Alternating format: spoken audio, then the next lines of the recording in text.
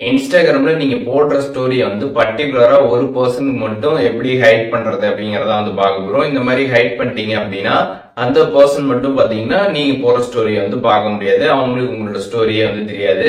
அந்த மாதிரி எப்படி நம்ம வந்து செட் பண்றது அப்படின்றதுக்கான கம்ப்ளீட் டீடைல்ஸ் தான் பார்க்க போறோம். பார்க்கறதுக்கு முன்பாக சேனலை சப்ஸ்கிரைப் பண்ணிடுங்க, பெல் ஐகானை கிளிக் பண்ணி ஆல் அப்படின்றத செட் பண்ணிடுங்க. வீடியோக்குள்ள போலாம். இன்ஸ்டாகிராம்ல யார் வந்து உங்களோட ஸ்டோரியை வந்து பார்க்கக்கூடாது அப்படின்னு நீங்க நினைக்கிறீங்களோ அவங்களோட அக்கௌண்ட்டை பார்த்தீங்கன்னா நீங்க இன்ஸ்டாகிராம்ல வந்து ஓப்பன் பண்ணிடுங்க. அவங்களோட அக்கௌண்ட் ஓப்பன் பண்ணதுமே சைட்ல வந்து 3 லைன்ஸ் பட்டன் கொடுத்துருப்பாங்க. அதை கிளிக் பண்ணிட்டு ஹைட் யுவர் ஸ்டோரி அப்படின்ற ஒரு ஆப்ஷன் இருக்கும்.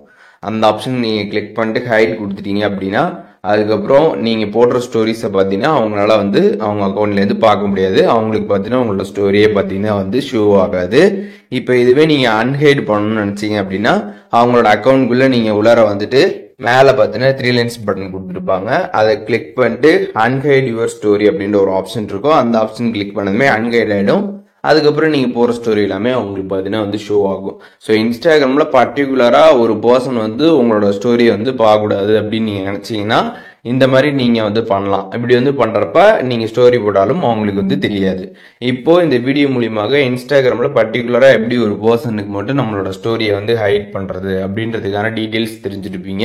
இதுல எதுவும் டவுட் இருந்துச்சுன்னா கண்டிப்பா கமெண்ட்ஸ்ல மென்ஷன் பண்ணுங்க, நான் எல்லாருக்குமே ரிப்ளை பண்றேன்.